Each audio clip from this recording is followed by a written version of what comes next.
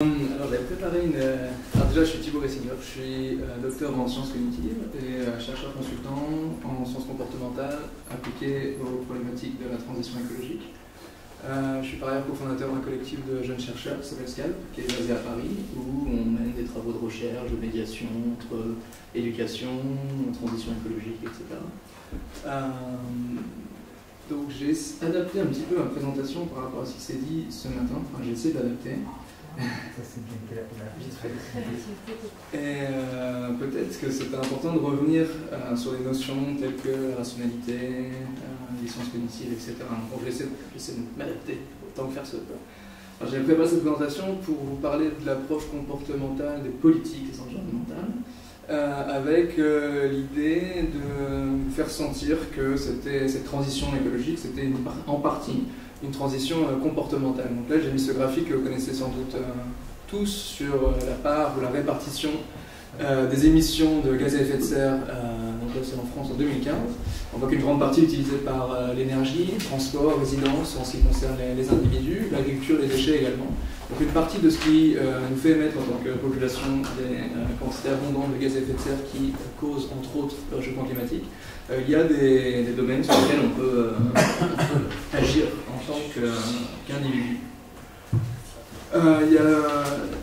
Pour faire sentir un petit peu les types de comportements dont on parle, j'ai mis ces deux graphiques. Le premier, il concerne, donc c'est une liste de comportements qu'on retrouvait dans des livres, je crois, de sensibilisation au Canada. C'est une étude qui était parue cette année.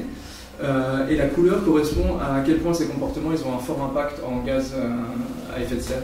Donc on voit par exemple que de vivre sans voiture, ça apparaît 5 fois dans ce livre comme préconisation de comportement à changer, et il s'avère qu'en effet, c'est un comportement qui a un haut impact en termes de réduction de gaz à effet de serre.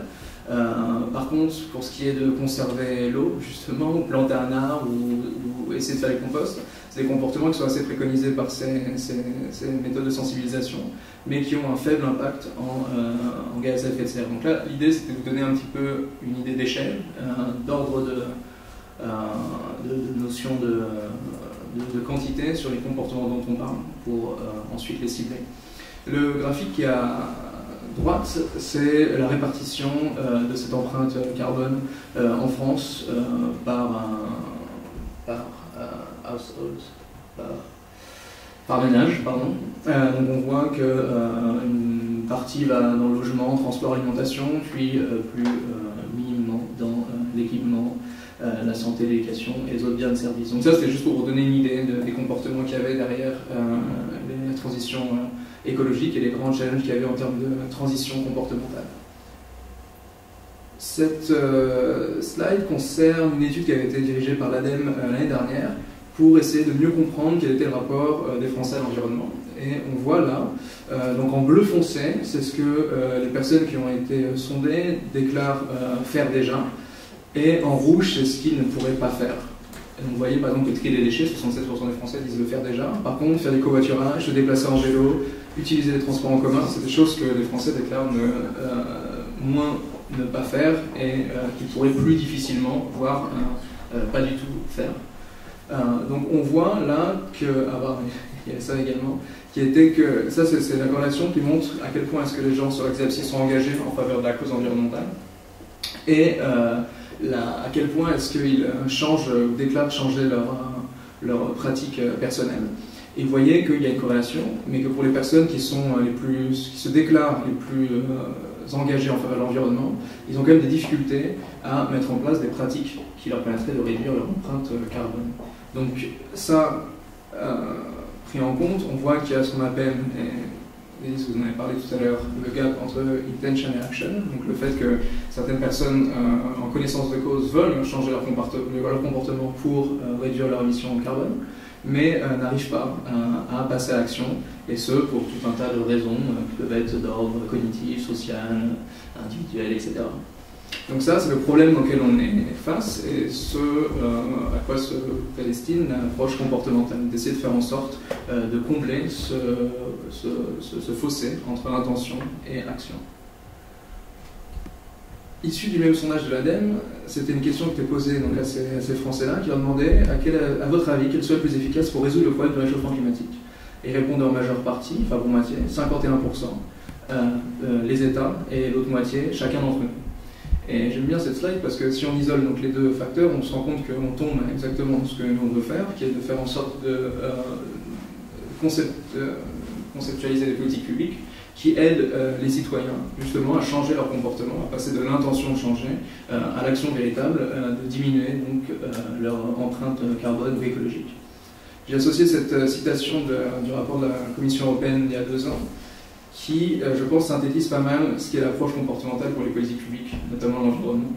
Cette citation, je vous la lis. Elle dit que l'efficacité des politiques publiques dépend souvent de la façon dont les gens réagissent et de la mesure dans laquelle le comportement réel des gens est pris en compte lors de la conception des politiques. Donc la manière dont on prend en compte comment les gens réagissent et le comportement réel des gens, c'est exactement ce qui va être l'objet de l'approche comportementale que Camille a brillamment exposé ce matin. Donc, quand on parle d'approche comportementale de la transition environnementale, on pense donc au principe de nudge et à ce qu'on appelle plus communément les green nudges, ou en gros les nudges verts, qui sont des nudges qui permettent de pousser, d'inciter des citoyens à passer de l'intention d'agir en faveur de l'environnement à l'action en tant que telle. Donc là, il y en a 5 qui ont été isolés, juste pour vous donner une idée, par exemple, les barrières ou les freins les empêchant de passer de l'attention à l'action peuvent être qu'ils ont des habitudes qui sont dures à changer, qu'ils ont du mal à voir les conséquences de leur choix de consommation, que ce sont des considérations qui ne les touchent pas eux personnellement en termes d'environnement, que leurs comportements peuvent être totalement façonnés par leurs pairs ou les groupes sociaux dans lesquels ils s'incluent, ou qu'ils ont du mal simplement à poursuivre les choix qu'ils ont entamés, les actions qu'ils ont entamées, et du coup il y a une inertie qui se met en place qui fait qu'ils retombent dans l'inaction face à ces changements-là. Donc là, je me suis dit qu'il fallait peut-être revenir, pour ceux qui étaient là, sur ces notions de nudge et de biais cognitifs qu'on a évoqués. Et je me proposais de l'expliquer de cette façon-là. Peut-être on pourra en discuter par la suite. L'idée, c'était que la manière dont on pouvait concevoir les politiques publiques à coup d'incitation financière, par exemple, ou de campagne d'information, considérait que, du coup, si l'information complète était pourvue et que les agents avaient un processus de décision qui était considéré comme rationnel ou optimal, sachant cette information, ça allait les conduire à adopter l'action qui était la plus adaptée. Et donc ce dont on a parlé ce matin, c'est que non seulement on se rend compte que l'information que l'on donne aux citoyens est parfois incomplète, qu'eux-mêmes ont parfois du mal à s'en rappeler ou à la traiter en totalité, et qu'ensuite ils ont tout un tas de processus cognitifs ou mécanismes qui on va considérer comme étant limités d'un point de vue de la rationalité, donc ils sont sous-optimales du point de vue de cette optimale d'action-là. Et à partir de là, donc, on avait introduit la notion de biais cognitif en disant que ce qui empêche un individu de prendre l'information qui lui est donnée pour aller choisir l'action qui lui a incité, c'est dû à tout un tas de biais cognitifs. Et donc on les a brièvement énumérés, il y en a plein, il ne s'agit pas de regarder la slide en détail, mais brièvement, il y a en gros 4 grandes catégories. Des biais cognitifs qui sont d'ordre d'une attention qui est limitée. Il y a trop d'informations qui est pourvue, ils ne sont pas capables de traiter, de computer l'information qui leur est donnée. D'autres biais cognitifs qui sont de l'ordre des croyances ou une volonté de rendre cohérent ce qui n'est pas forcément dans le monde réel, de forger des opinions à partir d'informations qui sont incomplètes, etc. Une autre catégorie de biais cognitifs, ça va être en ce qui concerne les contraintes ou les objectifs de l'individu, donc la nécessité d'agir vite, ses contraintes dans son environnement, social, non social, etc. Et une autre catégorie de biais qui va concerner la mémoire, donc la manière imparfaite dont on se rappelle des choses, la manière dont on réorganise ses souvenirs, dont on se les rappelle à soi lorsqu'on prend une décision, etc. Donc toute cette liste-là constitue un inventaire des biais cognitifs, et vous l'avez rappelé, il y en a beaucoup plus que ça.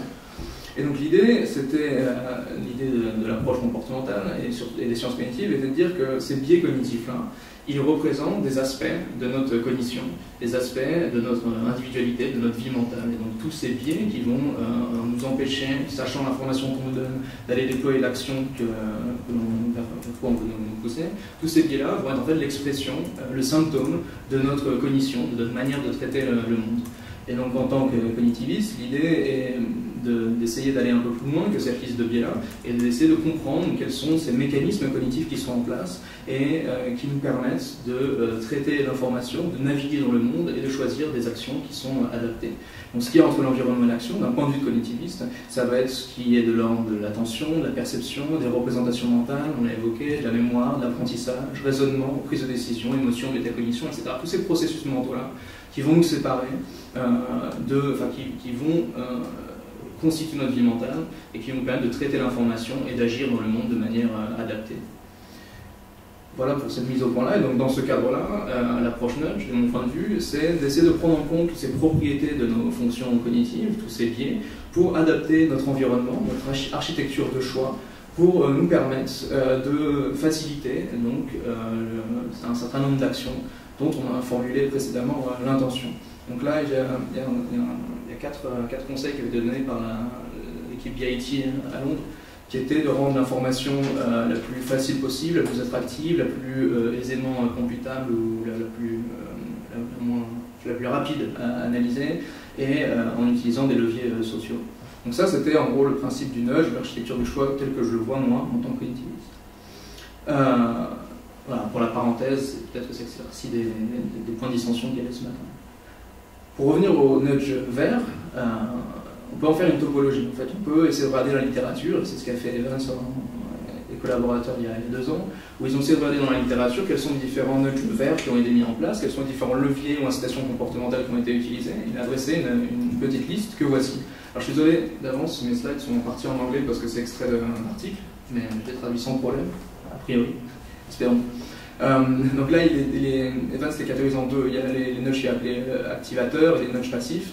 On a parlé par exemple d'écolabelling, le fait de rendre l'information plus saliente, de rendre le rapport entre gain et perte plus évident.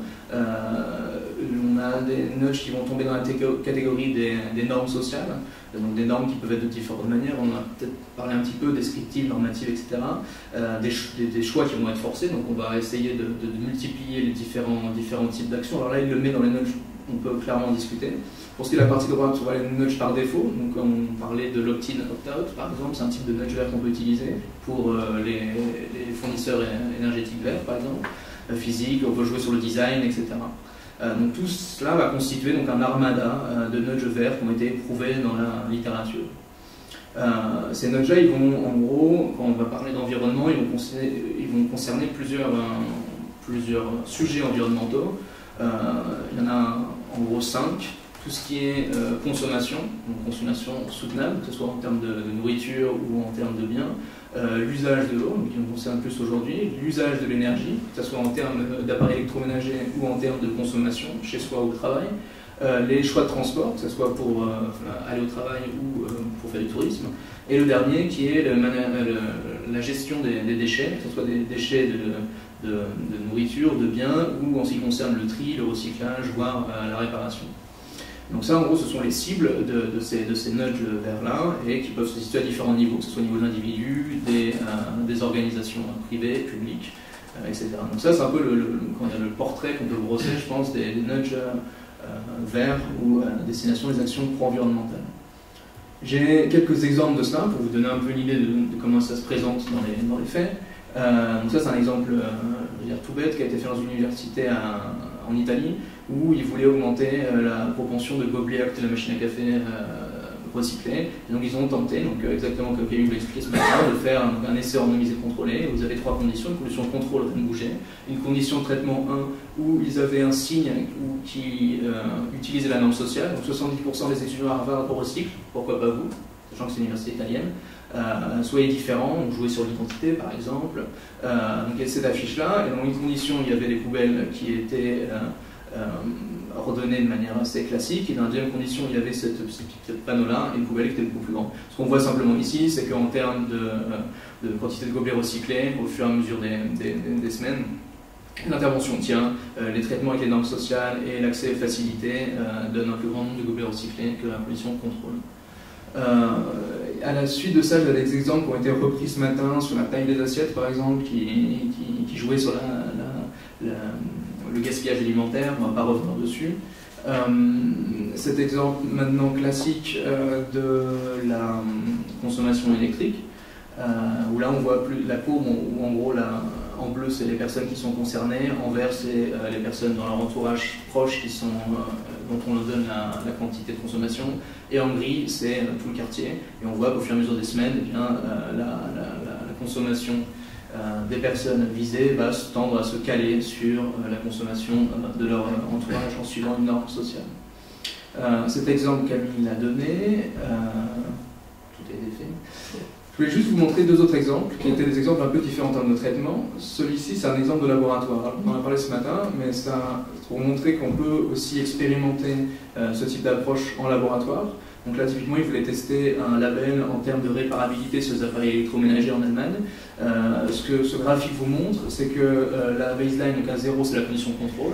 On demande aux gens de choisir différents appareils électroménagers, que ce soit des machines à laver, des télés, des aspirateurs, etc. Et avec différentes gammes de prix, et on leur donne à faire cet exercice sans label de réparabilité, avec un label de réparabilité qui est illustré au-dessus. On voit que les conditions vertes, c'est là où les prix sont forts, donc quand les appareils sont assez onéreux, eh bien cette idée de réparabilité va rentrer en ligne de compte dans le choix, ce qui n'est pas le cas lorsque les appareils sont assez peu onéreux. Donc ça, c'est un type d'expérimentation qu'on peut faire en laboratoire pour essayer, sans déployer tout de suite un essai randomisé contrôlé, d'avoir une petite idée de comment est-ce que ce type d'intervention va affecter les choix des consommateurs ou des citoyens. Un autre exemple qui est un exemple là plus de design, mais c'est un design un peu spécifique qui utilise toute une batterie de recommandations comportementales, que ça soit basé sur la norme, la facilitation d'accès à l'information, la clarification de l'information, le prix que cette consommation engendre, je sais plus ce que j'ai dit, les couleurs, etc. En gros, il y avait à gauche c'était la facture électricité de base, à droite c'est la facture électricité qu'ils ont repris en prenant en compte tous ces insights comportementaux là. Et il montrait qu'avec cette facture électrique-là, du coup, la consommation était mieux maîtrisée. Donc voilà, donc ça, c'est quelque chose qui n'a pas été directement testé en essai randomisé contrôlé, je pense, mais qui est une autre illustration de comment est-ce que ces incitations comportementales peuvent fonctionner en combinant et en utilisant dans le design pour rendre l'information beaucoup plus claire. Le cas de l'eau nous intéresse aujourd'hui. J'essaie de regarder un petit peu dans toutes ces expérimentations s'il y avait eu des choses en rapport à l'eau. Un rapport de l'OCDE qui est sorti en 2017 qui répertorie 36 interventions comportementales à l'échelle mondiale qui ont été faites à base d'essais randomisés contrôlés, mais aussi en étant ce qu'on appelle behavioral informed, donc des interventions qui ont été conceptualisées sur la base d'hypothèses comportementales. Seulement 3 concernaient l'eau, et plus particulièrement la gestion de l'eau dans les foyers. Donc, je vous ai donné deux exemples par principe. Celui-ci est maintenant assez connu, je pense, qui a été fait par la Banque mondiale sur la conservation de l'eau au Costa Rica, où là ils ont utilisé un levier qui était la norme sociale, à l'échelle du quartier ou à l'échelle de la ville, ou à l'échelle de la ville concurrente, qui est une ville, soit comparée à la ville d'en face, soit comparée au quartier au sein de la ville, et qui en gros sensibilisait au fait d'économiser l'eau en montrant la consommation d'eau moyenne.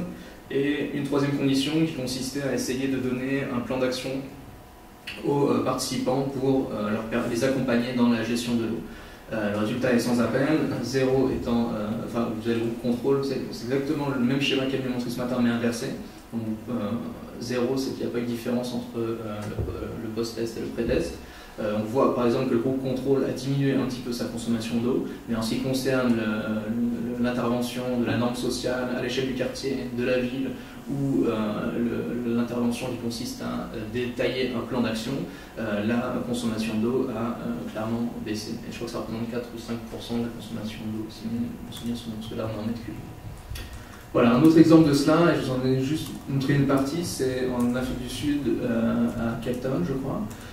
Cet exemple, je le trouvais intéressant. Donc, sur la conservation de l'eau, ils ont testé plusieurs types d'interventions, donc que ce soit en termes de conseils, en montrant des graphiques de consommation, les gains économiques, les pertes économiques liées, les pertes économiques liées à ne pas conserver l'eau. SN, c'est la norme sociale.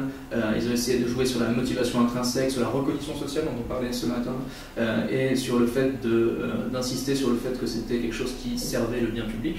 Et en fait, ce graphique-là vous montre simplement le 5e quintile. Donc en gros, ce graphique-là vous montre les populations les plus aisées. Et ce que ce graphique a de particulier, c'est qu'en moyenne, toutes ces interventions ont fonctionné. C'est-à-dire qu'elles ont permis de réduire la consommation d'eau. Pour ces populations les plus aisées, on voit que seulement les incitations qui jouent sur des schémas sociaux, reconnaissance sociale ou bien commun, ont eu un impact sur leur consommation, et non pas ceux qui étaient en termes purement économiques, sachant que c'est les populations les plus aisées. Donc là, on voit ce dont on a parlé ce matin, c'est que certaines interventions peuvent fonctionner sur certaines populations et pas sur d'autres, en fonction du type de comportement qui est utilisé.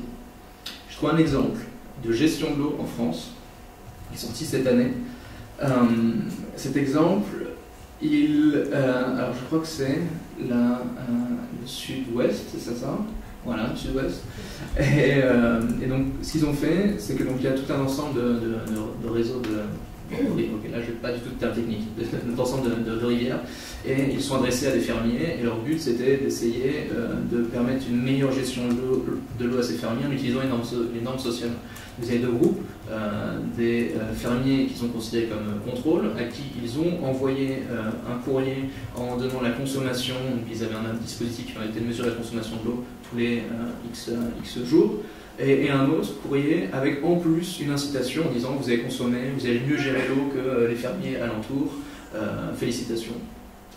Et donc le groupe contrôle, on leur donnait quand même un retour sur leur consommation. C'était pas un groupe auquel on ne faisait rien, donc ça répond à une critique de ce matin.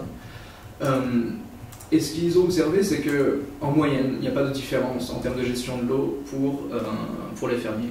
Ce que vous voyez sur le graphique de gauche, c'est à partir du moment où ils ont débuté l'intervention, le 11 juillet, et que l'on terminé mi-septembre, qu'à la fin, donc le groupe traité, à qui ils ont donné la norme sociale pointillée, commence à se démarquer du groupe contrôle. Donc ça devient significatif sur la toute fin, donc il y a un effet sur la longueur de ce type d'incitation, mais c'est pas net.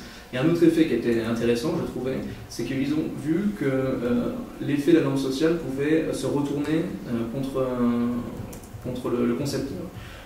Ce qu'on appelle l'effet rebond. Donc là, il y a un effet, sur le graphe à gauche, on voit que c'est le nombre de fermiers qui n'utilisaient pas d'eau, du tout, ou très peu d'eau.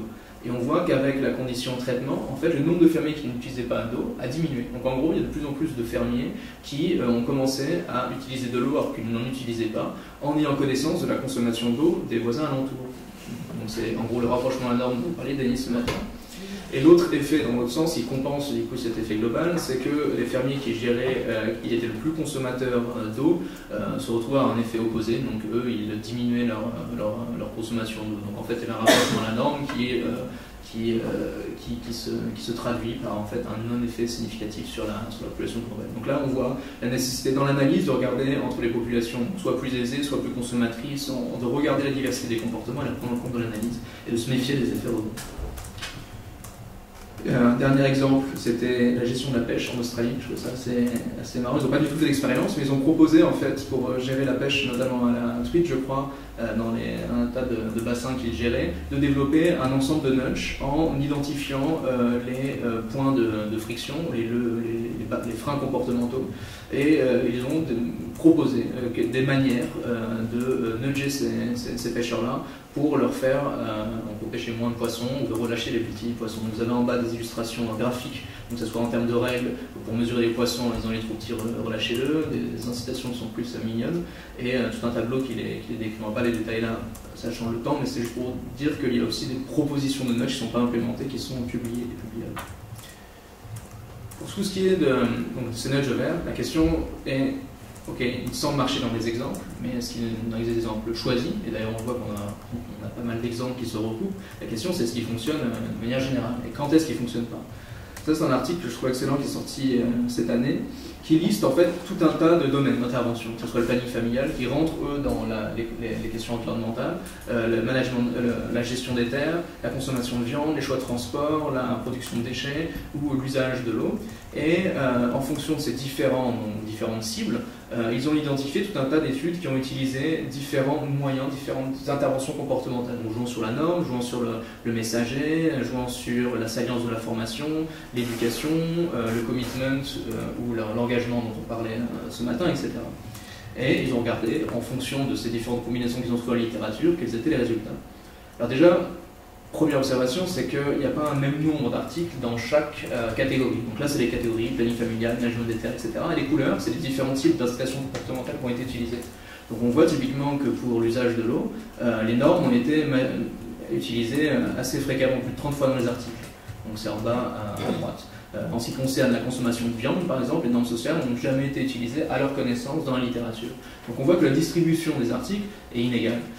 Et qu'il y a certaines incitations comportementales associées à certains domaines qui ont attiré plus l'attention des chercheurs que d'autres. Et donc du coup, ça montre, la nécessité de partager les informations et les données que vous avez pour permettre d'augmenter le nombre de données disponibles pour en faire la méta-analyse, mais aussi que certains domaines ont été juste inexplorés. Pour ce qui est des résultats, c'est un tableau qui résume un peu l'idée. Donc il y a pareil, les différents types de nudge ici, commitment, défaut, etc. Et les logos représentent les différents domaines. Et la colonne de gauche, c'est les résultats qui sont prometteurs. Donc essayons de poursuivre ces efforts dans ce sens-là. Colonne du milieu, c'est les effets statistiques sont mitigés. Et la colonne de droite, c'est qu'il n'y a pas d'effet. Donc ça, c'est un type d'image qui peut nous guider. Donc vous guidez-vous en vous disant, ok, peut-être que pour le transport, donc c'est le logo orange, on voit qu'il y a très peu d'incitations comportementales qui ont eu des effets. Donc c'est peut-être un comportement où il y a plus de friction, c'est plus difficile à pousser les gens à utiliser plus le vélo que la voiture par exemple. En ce qui concerne les logos jaunes, donc, qui est la production de déchets, on voit qu'on est plus sur la colonne de gauche et donc il y a un ensemble d'incitations comportementales qui sont utilisables et qui peuvent être utilisées pour permettre d'optimiser cette production de déchets. Pour l'eau, vous voyez pareil qu'on se retrouve un peu dans le milieu. Voilà, c'est le type d'analyse qu'on peut regarder. Une autre manière de le regarder, ça a été regardé par Vance cette année, c'est de faire la somme des effets de toutes ces différentes études. Donc ignorons le graphique de gauche pour le moment, regardons celui de droite et regardons celui de gauche. On regarde les véhicules personnels, toutes les études et les effets. Quand c'est au-dessus de 0, ça veut dire qu'il y a une réduction annuelle du nombre d'émissions de carbone dues à ces interventions comportementales-là. Donc on voit que les interventions comportementales n'ont pas toutes le même effet sur le comportement, mais qu'en règle générale, elles ont un effet qui est positif. En ce qui concerne la consommation de nourriture, il y a un effet qui est marginal mais positif. L'énergie, il y a un effet qui est aussi marginal. En totalité, ces graphiques de droite, ils montrent que ces interventions comportementales-là, elles sont en général, elles vont permettre de réduire plus ou moins, mais significative, les émissions de carbone. Donc on en conclut que ces incitations comportementales-là, c'est pas juste un effet de com ou de pub. Si on regarde l'ensemble des études, eh bien, il y a des effets qui sont parfois même assez impressionnants. Et donc ça vaut le coup de poursuivre dans cet effort-là. Pour résumer toute cette littérature sur les nudges environnementaux, on peut appuyer sur ces 3 points. Un, c'est qu'il y a des types de nudges qui sont plus efficaces que d'autres, a priori. Par exemple, changer le choix par défaut, ou alors utiliser des normes sociales, ou alors simplifier ou recontextualiser l'information, ou alors changer directement l'environnement physique lorsqu'il s'agit de déplacer des plats dans la cantine, etc. Par contre, il y a des facteurs qui vont être déterminants pour la réussite ou le succès de ces interventions comportementales-là. La possibilité des personnes de pouvoir avoir accès à ces différentes options, la facilité d'accès à ces différentes options, le prix, qui est revenu ce matin dans la discussion mais qui est assez majeur, qui va en gros bypasser les différentes incitations comportementales qu'on peut mettre en place, la qualité des options alternatives proposées pour répondre aux problèmes, et aussi le contexte social et culturel. Donc j'ai résumé un petit peu ces 3 dimensions qui vont affecter les nudges sur le graphique de droite. On voit que l'inertie sociale, c'est-à-dire typiquement arriver à poursuivre une action dans le temps, ou non social ou social, qui est en fait d'avoir un effet de norme, de contexte social qui va faire que l'action qu'on a entreprise, et bien du coup elle s'écoule dans le temps, va affecter la durabilité et l'amplitude des effets de ces incitations-là. Le contexte aussi, géographique, le contexte social, va affecter la réussite de ces différentes incitations, et le pas qu'il y a entre l'information qu'il est nécessaire d'avoir et l'action. En gros, à quel point est-ce qu'il est difficile de mettre en place une action, sachant l'information qu'on reçoit. Donc ces 3 dimensions-là, plus il y a une inertie qui va être forte, plus le contexte va être déterminant, ou plus il va y avoir des comportements, typiquement le transport, qui vont être difficiles à mettre en place, sachant tout de même l'information, plus ces nudges vont être impactés en termes de leur réussite, ces incitations comportementales. Voilà, c'était pour la revue de la littérature de ces nudges environnementaux-là. Mais pour pouvoir, et donc comme je l'ai illustré, estimer à quel point est-ce que ces incitations vont fonctionner, on peut suivre une approche, comme nous on appelait l'approche comportementale, et Camille a présenté ce matin. Et l'idée, c'est reprendre ces citations que je vous ai présentées plus tôt, qui est de prendre un maximum le comportement réel des gens en compte au niveau du diagnostic, et ensuite regarder comment les gens réagissent sur le terrain en termes de tests, que ce soit en termes de pilotes, d'essais de laboratoire ou de généralisation. Donc ces 4 phases-là, de définition du projet, donc savoir de quel comportement on parle, lequel on vise, le diagnostic, savoir quels sont les freins à ces comportements-là, quelles sont les données qui sont disponibles, ensuite le design de la solution pour essayer de trouver l'incitation qui est la plus prometteuse, et le test. On l'a résumé dans ce graphique-là, qui était un peu plus clair. On part du haut, donc il y a en gros 4 étapes. On définit le problème, on diagnostique les barrières d'action, on dessine les solutions, on teste, et 5, on partage avec la communauté ces résultats pour permettre d'avoir la méta-analyse que je vous ai fait plus tôt. Et ces 4 étapes-là se situent de cette manière-là. Donc déjà, on va voir, on identifie le comportement. On regarde les données qui nous sont déjà accessibles, soit les études qui ont été faites, les enquêtes qui ont été diligentées, le type de données, de big data dont on peut disposer, qui nous permettent de renseigner sur ces comportements qu'on veut mieux comprendre.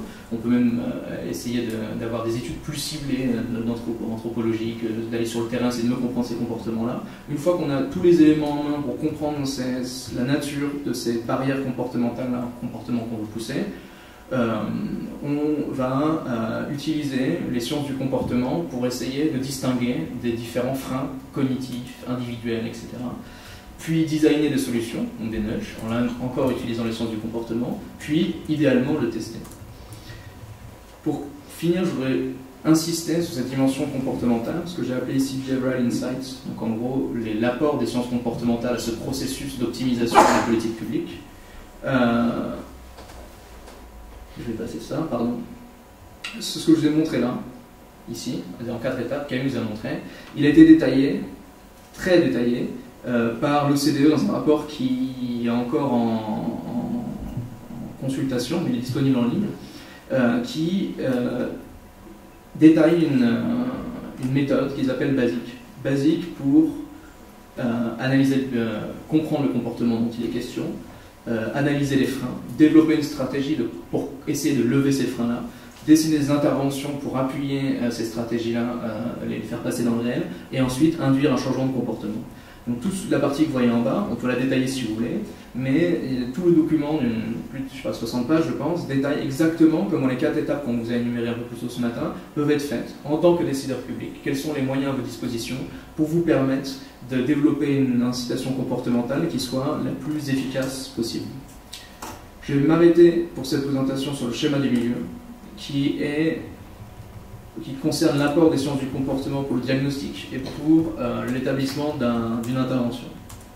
Donc cette partie-là, définir le problème et le diagnostic de la situation. Je vais conclure ma présentation là-dessus, parce que mon but c'était d'insister sur le fait que les sciences du comportement, en plus de pouvoir imaginer des incitations comportementales qui puissent être efficaces, ont beaucoup à apporter pour la définition du problème et le diagnostic de la situation. Et elles peuvent apporter des solutions grâce à donc, ce modèle qui a été développé par l'OCDE, qu'ils appellent ABCD. C'est un résumé assez opérationnel de ce qu'on a pu vous présenter en termes de biais cognitifs jusqu'alors, je pense. ABCD, c'est pour attention, donc regardez quels sont les différents éléments ou barrières attentionnelles qui empêchent l'information de passer et d'atteindre les personnes qui sont concernées. La formation de croyance, donc le B c'est pour belief, croyance en termes d'opinion, pas de croyance religieuse, de faire sens du monde qui nous entoure, de projeter une représentation, de développer des opinions sur ce qui fonctionne, ce qui ne fonctionne pas. Donc comment est-ce que nous, on se construit des représentations du monde, des modèles du monde, et peut-être que dans ces représentations, ces modèles du monde, eh bien, il y a des choses à changer en termes de comportement. Troisième, c'est le C, donc ABC, c'est le choix. Donc, regardez quelles peuvent être les différentes contraintes au choix en termes de contexte, de statu quo, de motivation sociale, on en a parlé ce matin. Et le D qui est pour la détermination, donc qui est plus sur qu'est-ce qui empêche une action ou un comportement de durer. Donc le coût cognitif, l'inertie, la procrastination, la dissonance cognitive, etc. Donc ces 4 aspects des comportements peuvent guider le diagnostic. Et j'ai voulu l'illustrer par un document que j'ai reçu. Je pense que c'est officieux, j'espère. je vais passer là-dessus, qui était le document donc la présentation synthétique de la démarche qui était appelée industrielle dans l'établissement public Loire en 2015. Alors j'ai sans doute, je ne suis pas spécialiste, donc vous m'excusez, mais l'idée c'est que j'essaie de me plonger dans ce document-là et d'essayer d'opposer mon regard de cognitiviste ou comportementaliste pour essayer de voir quels pouvaient être les comportements qui bloquaient en termes de gestion des risques d'inondation, notamment pour les entreprises.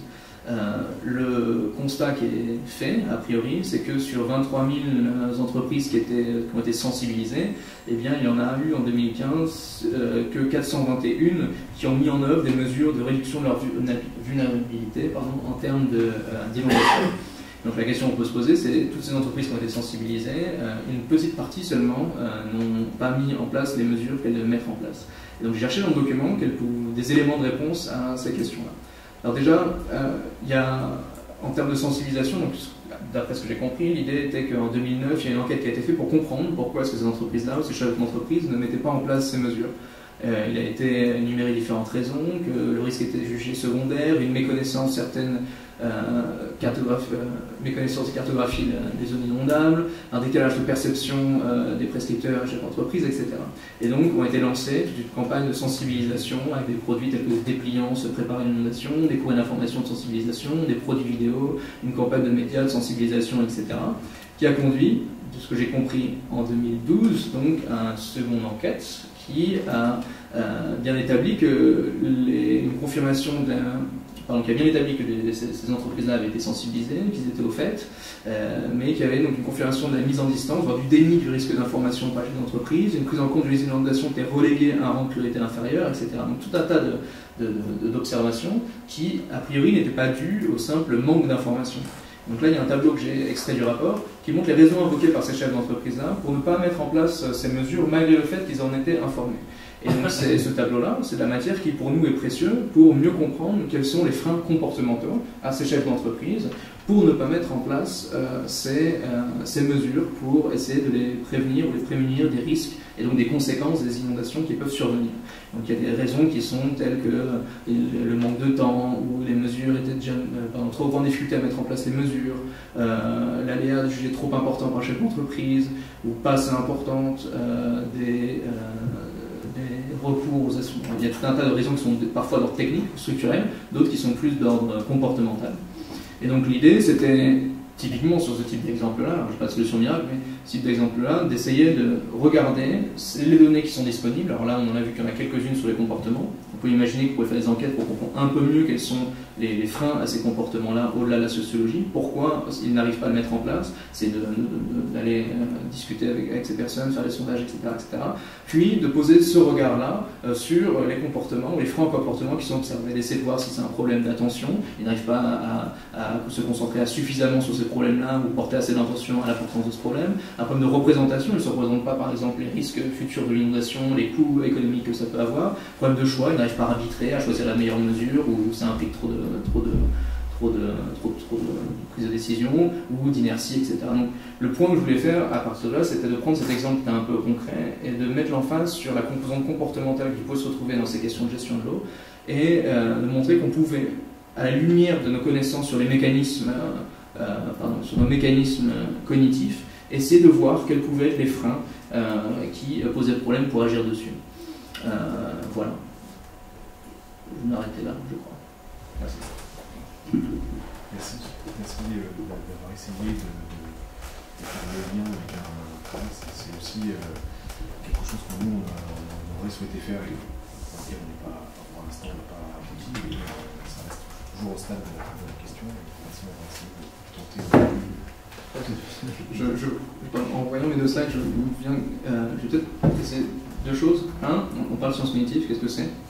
Tout le monde ne sait pas ce que c'est. J'essaie de résumer sur la slide. En gros, les sciences cognitives, ça va prendre en compte tout un tas de disciplines autour d'un projet commun qui essaie d'écouter les mécanismes de la vie mentale, ou les mécanismes de traitement de l'information de l'humain et pas que. Et donc ça rejoint des disciplines telles que la philosophie, la linguistique, l'anthropologie, les neurosciences, la psychologie sociale pour certains, psychologie environnementale, psychologie cognitive, l'intelligence artificielle, mais également l'économie comportementale. Je considère être faisant partie, peut-être pas des sciences cognitives, mais en tout cas des sciences du comportement, tout comme d'autres acteurs des sciences sociales, pour la biologie. Donc tout ça, sciences cognitives plus d'autres sciences, vont être considérées comme ce qu'on appelle les sciences du comportement. Et la discipline de spécialisation est celle de Camille aussi, et celle de la partie droite de la slide, et plus particulièrement la psychologie, neurosciences. Voilà, on va vous quitter plus dans l'économie comportementale, parce que donc c'était juste pour dresser un portrait des différentes disciplines autour du comportement. Il n'y a aucun clivage, mais c'était pour vous montrer les différentes approches qu'il y avait autour de ce projet commun. Et notre but à nous, c'était d'essayer de comprendre un peu quels étaient ces mécanismes qui, donc, en termes d'attention, de perception, etc., mais aussi les facteurs qui peuvent les affecter, donc les facteurs sociaux, les normes sociales, comment est-ce qu'on imite les autres, mais également les facteurs internes en termes de fatigue, de stress, de faim, qui peuvent affecter nos prises de décision, qui peuvent affecter notre mémoire, etc., mais également notre historique d'interaction avec l'environnement, donc que ce soit en termes de mémoire, d'apprentissage, etc. Donc tout ce qui va affecter en gros notre cognition et ce qui constitue les mécanismes cognitifs, c'est l'objet en gros des sciences du comportement et particulièrement des sciences cognitives. Voilà, je sais pas si c'est clair quelques lignes. C'est bon, j'ai fini. Merci.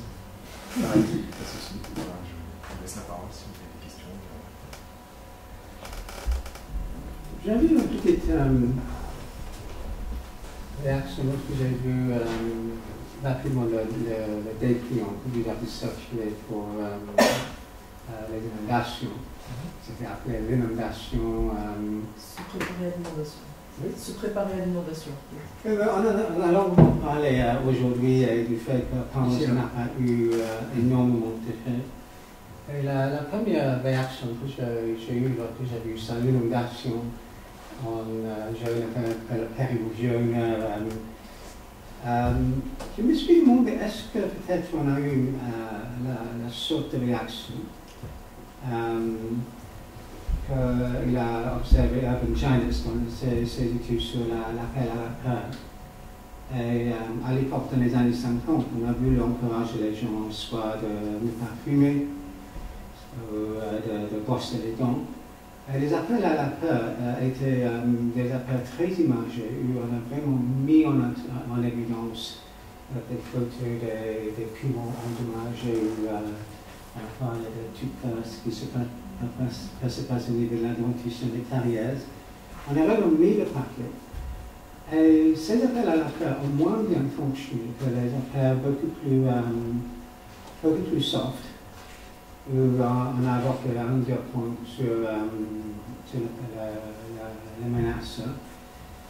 Et le raisonnement de Janet était finalement, même si c'était un expérimentaliste, il avait quand même une carte théorique psychanalytique, c'est que si tu menaces les gens trop, ils vont détourner leur regard, ça serait un réflexe de refoulement finalement. Et donc, parfois les messages qui passent le mieux sont des messages un petit peu moins poussés. Donc je ne sais pas, je n'ai pas lu les dépliants, mais je me suis posé quand même la question.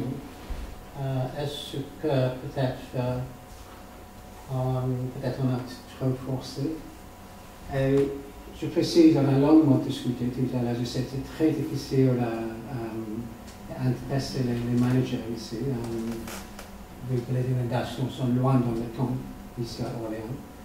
Et lorsque j'ai vu l'inondation, mon premier réflexe, embody, était de reculer. C'est un peu comme ça, je vois le carré, je recule. Même avec le titre Se préparer à l'inondation. Parce que le titre du dépliant, c'est Se préparer à l'inondation. Ah d'accord. C'est Se préparer On voit l'inondation. On voit l'inondation. Mais parce que là, ça ressemble. Je vais juste préciser que ça, c'est une couverture. Il y en a eu 5 ou 6 qui ont été faites en rose, en bleu, en plusieurs autres couleurs.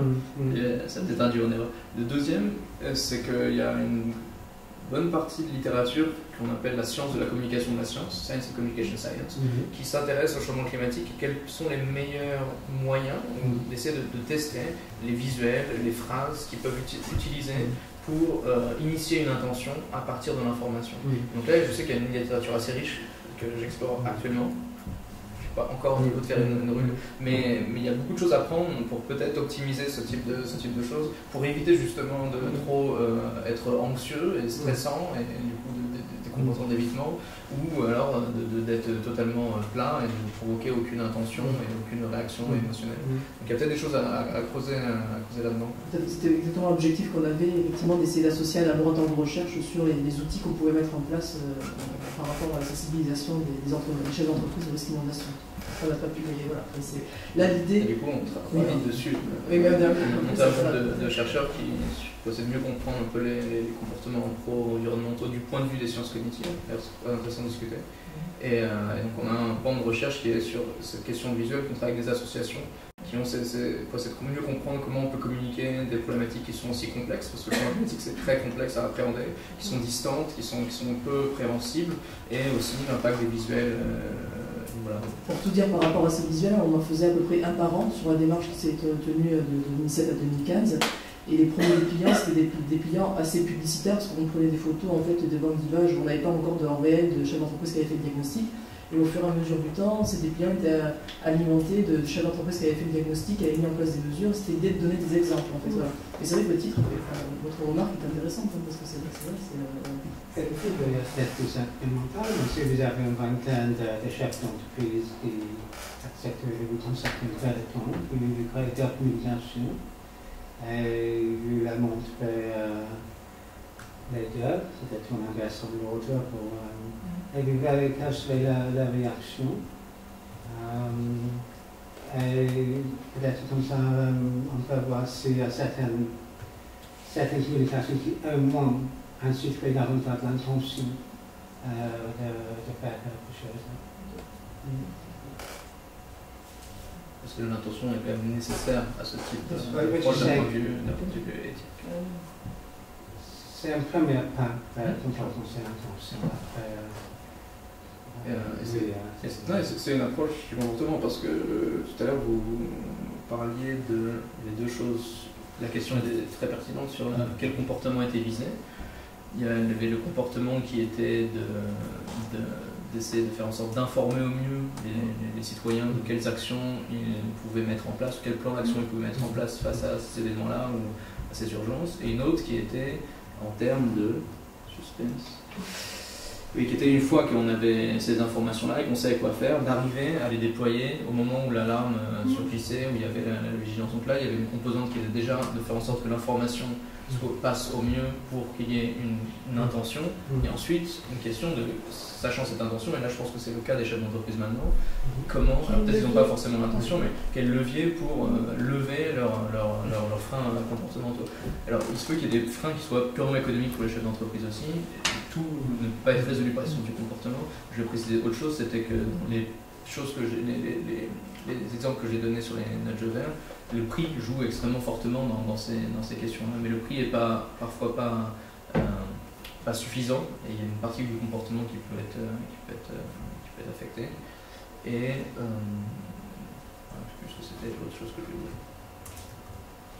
dire. Moi j'avais eu deux questions. Une première question qui porte sur le gap entre intention et action. Je ne suis pas sûr que je mettrais tout ça sur des questions relatives aux biais comportementaux.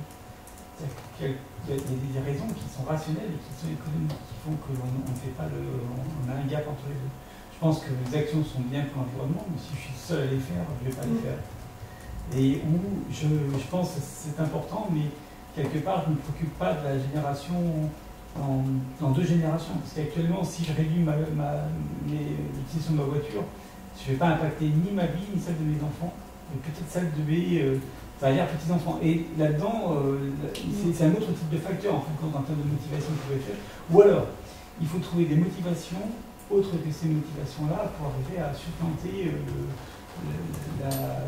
les réticences qui font que je ne me comporte pas en accord avec ce que je pense qui serait peut-être bien pour la planète. Alors, là, il y a deux choses dans la seconde question. Il y a ce qu'on entend par intention. Je pense qu'il y a deux manières de voir l'intention. Il y a l'intention telle que exprimée, donc il y a vraiment un problème de mise en place de l'action. Et l'intention dans le sens où si on vous demandait, vous ne seriez pas contre. Et là, c'est deux choses qui sont assez différentes. C'est-à-dire que si vous n'avez jamais exprimé l'intention de prendre le vélo plutôt que la voiture, mais si on vous forçait à prendre le vélo plutôt que la voiture, vous ne seriez pas contre. À ce moment-là, je pense que ça peut quand même rentrer dans ce qu'on appelle l'incitation comportementale, à condition, et là il y a des cadres éthiques à poser dessus, que ce soit transparent, le plus pédagogique possible, le plus visible. Et donc voilà, cette question d'intention, elle est clairement questionnable. Je pense que la limite basse en termes d'environnement, c'est s'ils ne sont pas opposés à, sachant l'information nécessaire et suffisante pour choisir. Ok. Le terme d'intention me pose problème, parce que je pense qu'il y a un problème moi je comprends pas le terme anglais qui est derrière. C'est-à-dire que moi, naturellement, je fais référence à des valeurs. C'est-à-dire que j'ai un gap entre mes valeurs et mes actions. Je crois que le terme intention en anglais, est-ce que ça ne se rapporte pas à cette notion de valeur, plus qu'à la notion de... Value en anglais, c'est plutôt une attitude généralisée, mes valeurs morales, ou ça pourrait être des valeurs environnementales, mais il y a un objet précis. L'intention, normalement, c'est un objet, je vais réaliser quelque chose. Et l'action, c'est l'un des moyens que je peux réaliser pour atteindre mon but. Donc l'intention en anglais, normalement, il y a un objet fixe. Je vais aller à la gare à 5 heures, par exemple. Je peux avoir une valeur, c'est être toujours à l'heure. Une action serait d'aller à la gare soit en voiture, ou en bus, ou à pied. Ça serait donc une action précise. Donc ça c'est value, intention, action. Ok. Donc intention, c'est quand même finalisé, c'est contextualisé. C'est quand même finalisé. Ok.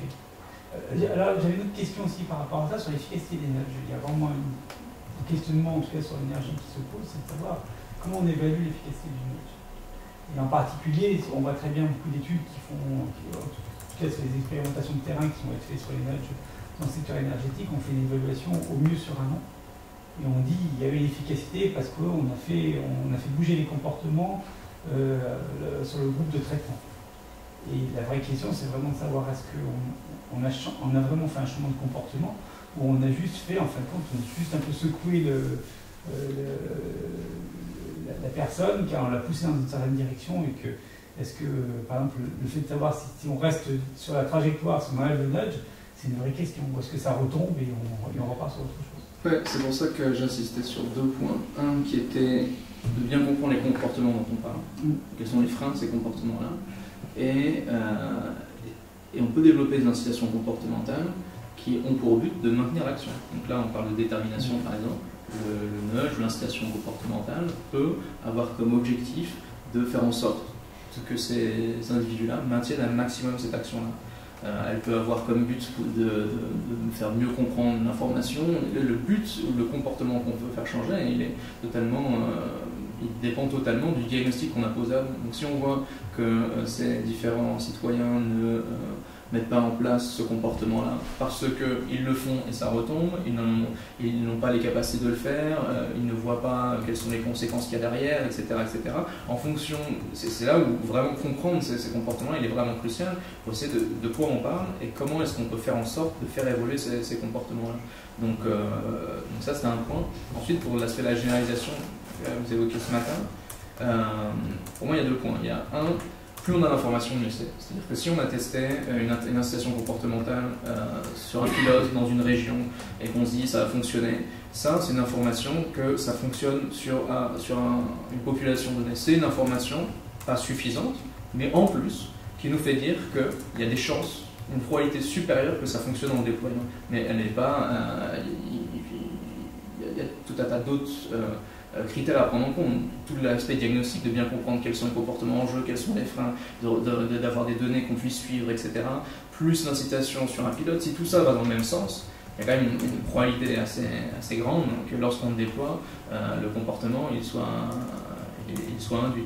Et c'est ce dont on parlait ce matin également, de suivre ou d'avoir un suivi de l'efficacité, au moins un regard, même un proxy de cette efficacité-là, qui nous permettent de suivre justement dans le temps et de voir si ça fonctionne. Donc pour moi, plus on prend en compte les comportements, lorsqu'il s'agit de comportements à changer, plus on les prend en compte dans notre compréhension, et plus on les comprend, et plus on fait en sorte de les prendre en compte dans la politique publique, plus grandes sont nos chances que ça réussisse. Et ce qu'on voit dans les green nudges, c'est que plus la population est définie, déterminée, plus on a une compréhension fine de cette population et de ses comportements, plus les nudges fonctionnent, en gros. De prendre les nudges comme des solutions un peu simples, où on peut les mettre un peu à tout bout de champ, comme là par exemple, alors on veut changer la gestion des terres, on veut utiliser au pif normes sociales, et on voit ce que ça donne, on teste. Ça, c'est clairement pas une manière de maximiser les chances. En revanche, si on regarde que la gestion des terres, ce qui bloque vraiment, c'est le fait que les différents propriétaires s'influencent et du coup les comportements sont contraints par les comportements, etc. Et qu'il y a un levier comportemental, il se peut que ce soit purement économique, encore une fois. Et à ce moment-là, il y a plus de chances qu'en effet, ce qui va correspondre, c'est de jouer sur la norme sociale. Mais la norme sociale, c'est un exemple, il y en a plein d'autres sur lesquels on peut jouer. Plus on a connaissance, on a l'hypothèse forte sur les mécanismes qui sont en jeu, plus on peut trouver des incitations qui prennent en compte ces mécanismes-là pour agir dessus. Et sur le big data, c'est un peu ça l'idée aussi, c'est que plus les données ne sont pas suffisantes, selon moi. Il faut avoir une connaissance de la matière avec laquelle on travaille, c'est-à-dire l'humain, et des mécanismes qui sont sous-jacents à ces données-là, ce qui les produit. Et plus on a des hypothèses fortes là-dessus, plus on peut avoir des politiques publiques qui sont adaptées. Adaptées pour les inciter à agir, ou adaptées aussi pour leur faire prendre conscience par l'action, et ça c'est le boost de Gensler, sur comment, enfin pas que lui d'ailleurs, mais comment est-ce qu'on peut faire de la pédagogie en plus, parce que il y a la conception de nudge en compensant ce qu'on pense qui est sous-optimal ou irrationnel chez les citoyens. Là, il y a le nudge qui est en termes d'appui des politiques publiques pour faire en sorte que ces citoyens-là ils soient appuyés, épaulés pour déployer les actions qu'ils veulent mettre en place. Je pense que c'est une bonne stratégie.